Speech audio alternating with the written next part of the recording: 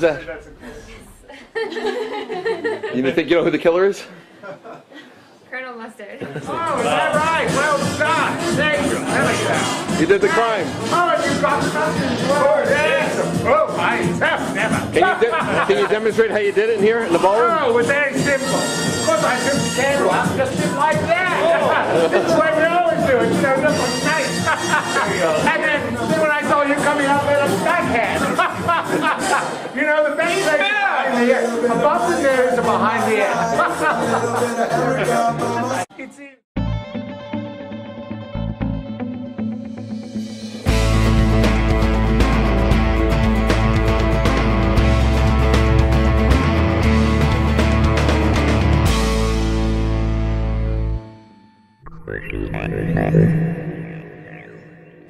It seems appropriate that this time of year we should read something a little on the dark side.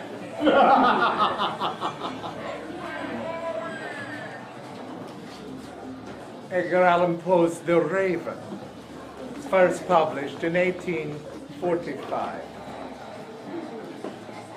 Once upon a midnight dreary, while I pondered weak and weary over a many quaint and curious volume of forgotten lore, while I nodded, nearly napping, suddenly there came a tapping, as if someone gently rapping at my chamber door. "'Tis some visitor," I muttered, tapping at my chamber door. Only this, and nothing more. Oh, distinctly I remember it was in bleak December, and each separate dying ember wrought its ghost upon the floor.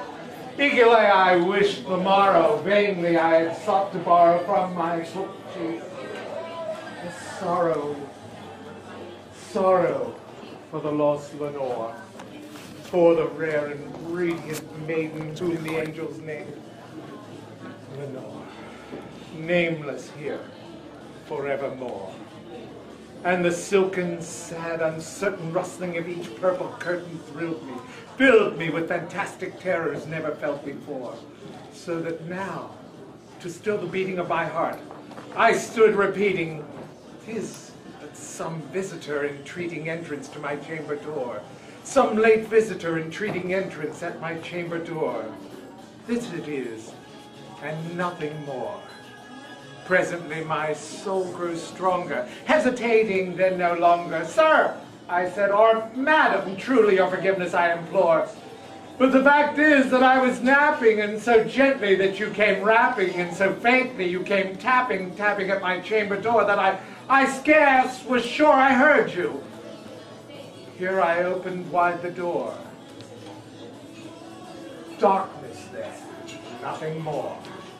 Deep into the darkness peering, long I stood there, wandering, fearing, doubting, dreaming dreams no mortal ever dared dream before. But the silence was unbroken, and the darkness gave no token, and the only word there spoken was the whispered word, "Lenore."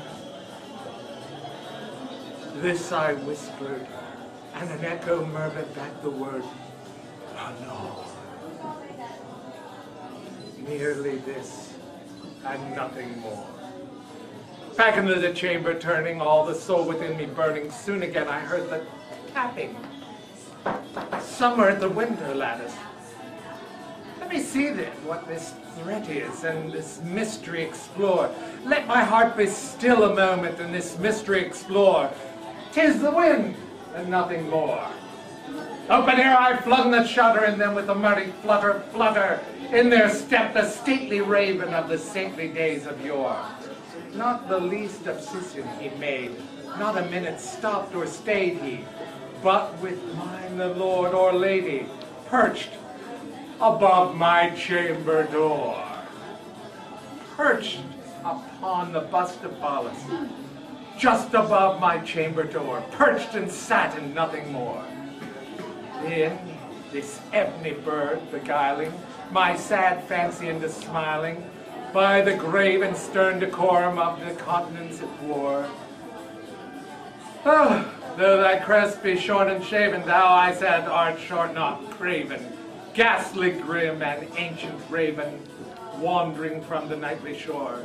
Tell me what thy lordly name is on the night's palladium shore. Quoth the raven, nevermore. Much I marvel, this ungainly fowl to hear discourse no plainly, though its answer little meaning, little relevance bore. For we cannot help agreeing that no living human being ever yet is blessed with seeing a bird above his chamber door, bird or beast above the sculptured bust of his chamber door, with such a name as nevermore. But the raven, sitting lonely on the placid bust, spoke only that one word, as if his soul in that one word did outpour. Nothing further than he uttered, not a feather than he fluttered, till I scarcely more than muttered, other friends have flown before, on the morrow he will leave me, as my hopes have flown before. Then the bird said, nevermore!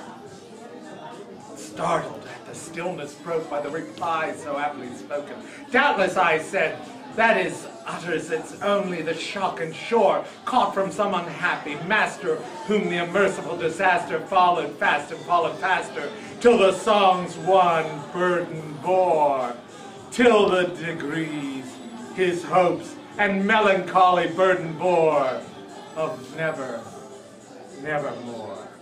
But the raven still beguiling all my sad soul into smiling straight, I wheeled a cushion and sat with the bird and busked at the door. Then upon the velvet sinking, I betook myself to linking fancy unto fancy, thinking that this ominous bird of yore, what this grim, ungainly, ghastly, gaunt august bird of yore meant in croaking nevermore.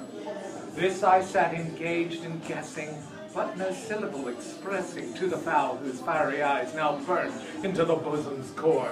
This and more I sat dividing, with my head in case regaling, and the cushion's velvet lining that locked light goated o'er.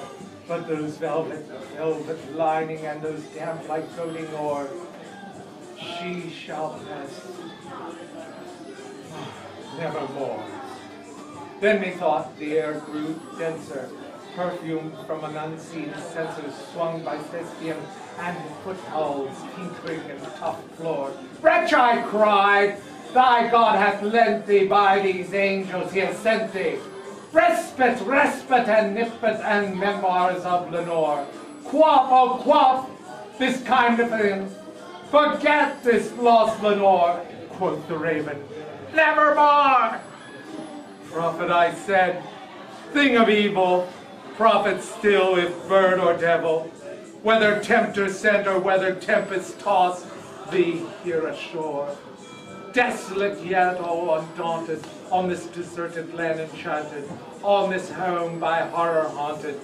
Tell me truly, I implore, is there balm in Gilead? Tell me, I implore. Quoth the raven, nevermore. Prophet, I said, thing of evil, prophet still, if bird or devil, by the heaven that burns above us, by the God we adore. Tell this soul with sorrow laden, if within the distant of Eden, it shall clasp and stain the maiden, whom the angels name Lenore.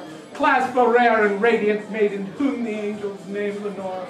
Quoth the raven, nevermore. Be that word our sign of parting, bird or friend, I shrieked unstalling, get thee back into the tempest and the night's Valerian shore. Leave no black plume as I token of lie upon thy soul have spoken. Leave my loneliness unbroken. Quit the bust above my door. Take thy beak from out my heart, then take thy form from off my door. Quoth the raven, nevermore. And the raven, never flitting, still is sitting on the pallid bust of Phlaelus above my chamber door. And his eyes have all the seeming of the demons that is deeming, and the lamplight o'er him streaming throws a shadow on the floor, and my soul from out the shadow that lies floating on the floor shall be lifted nevermore.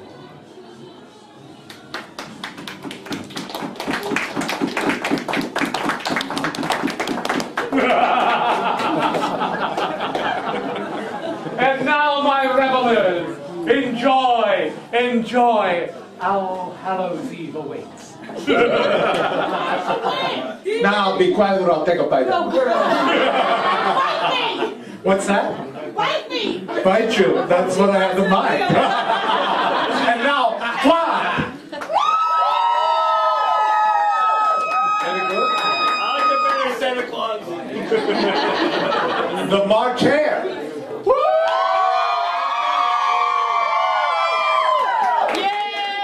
Darth Vader! Now it's done, right? Eliza! The Red Queen!